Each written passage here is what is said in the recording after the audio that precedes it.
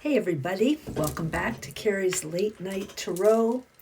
Tonight there's going to be, I'm using oracle cards, which I love. He calls it the Psychic Tarot, but it's an oracle deck, John Holland. And as I was shuffling the cards, so as ever, take what you like and leave the rest. And only you know if this reading is for you, and if it isn't, there may be something in it for you if you're here, but discern. So I was shuffling the cards and thinking about if there was somebody out there just in the process of either forgiving somebody or really just letting go of somebody, like releasing them. And these are the cards that came out, which I feel speaks very particularly to that situation. The first two cards that came out, the transformation card. Wait, do we have any funny bodies here?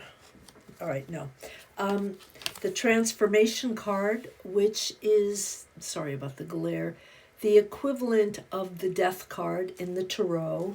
And this is the temptation card, which is sort of the equivalent of the devil card in a regular tarot deck. And so for me, the transformation card here, the process, it really is absolutely and specifically a card of letting go. It's a card of releasing. It's a card of letting go of the past. It's a card of letting go of projections to the future. And really, truly, in this case, the temptation card, it's not rocket science. You're letting go of something that really was not, or someone, and only you will know, or a situation, or a job.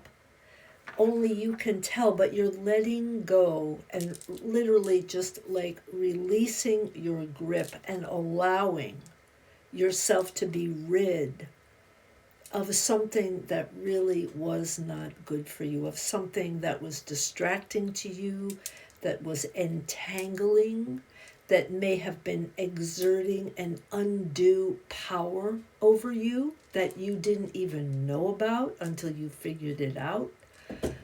Because this stuff happens sometimes. So that's really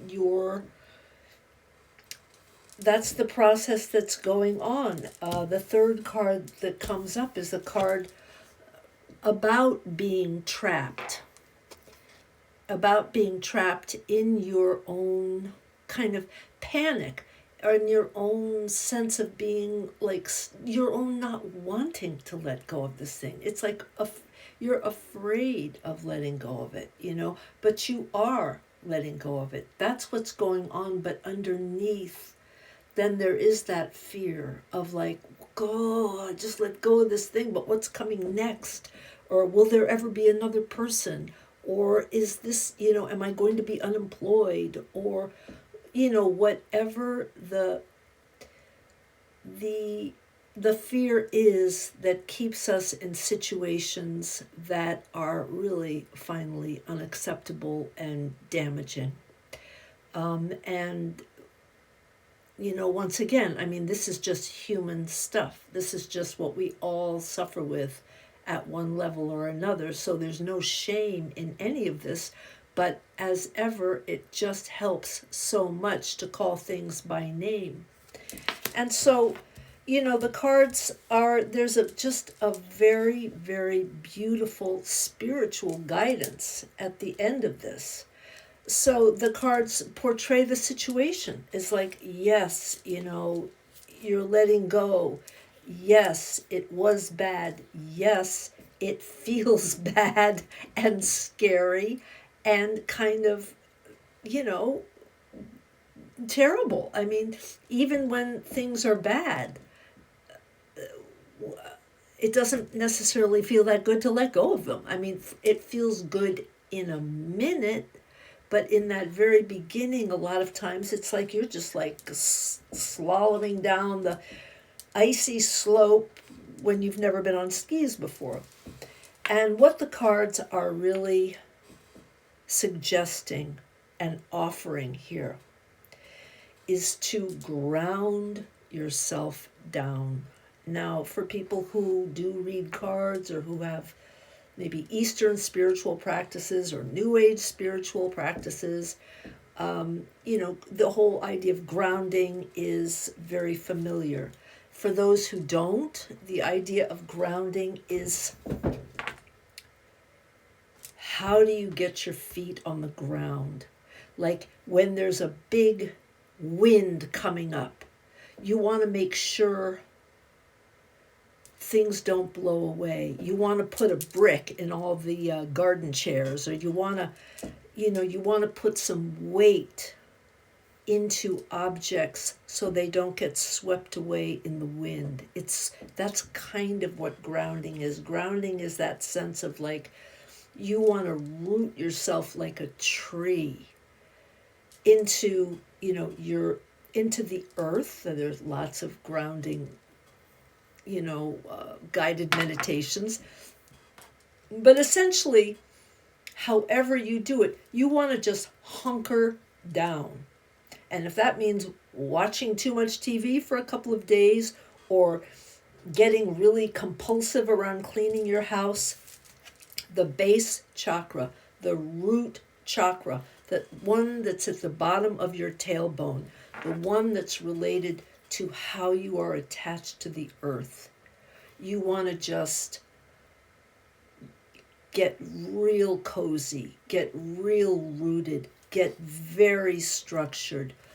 Just practice sanity, because this is how you're going to get through this transition. And they also talk about the sacral chakra. Well, the sacral chakra is the next one up. The root chakra at the base of your spine, right near the perineum. And then the sacral chakra is right under your belly button. And it has to do with love. It has to do with emotion. It has to do with sexuality. And it very much has to do with creative energy. And so these are two of the lower chakras where, it's close to your intuition. It's close to the earth. It's go outside, be outside, cook, root vegetables. If you eat meat, eat meat. Get warm. Just whatever it means for you to get your feet on the ground. Don't, go running around. This may be a call to, for whatever this experience is for you, feel your feelings. Journal. Write about your inner experience. And so this is how, they're just talking about, personally, what I found very grounding is beats. Like music, very rhythmic, like Latin music, hip hop, African music. For me personally, like just those like rhythm settles me right down. It gets me back down to earth. It keeps me out of my head. It keeps me from spinning. I'm a Gemini. It keeps me from spinning away. That's just me. It's good you're letting go. It doesn't feel that great, but it's good. So, go ye forth and conquer. God bless you. And I'll see you back here tomorrow night on Kerry's Late Night Tarot.